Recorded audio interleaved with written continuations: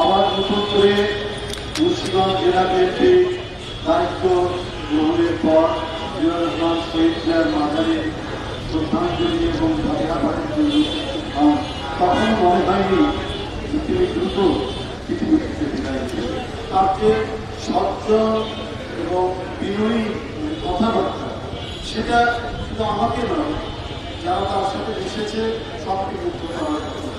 তাই রতন দিদি বলেছে যে আমরা এক এক করে এই মুহূর্তে আমাদের মুরব্বীদের তাদের বেঁচে থাকা খুবই প্রয়োজন।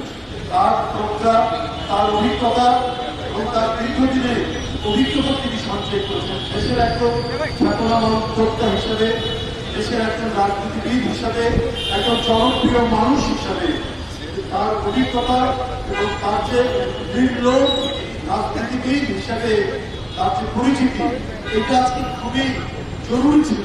আজকে যে রাজনৈতিক পরিস্থিতির মধ্যে, রাজনৈতিক অবস্থার মধ্যে খুবই দরকার। তার চাওয়া এবং পাওয়ার তো খুব প্রয়োজন ছিল না, তার যাওয়ার বিষয় ছিল। আমি তার আত্মার মাধ্যমে কামনা করছি, আল্লাহ তাকে গ্রহণ করুন।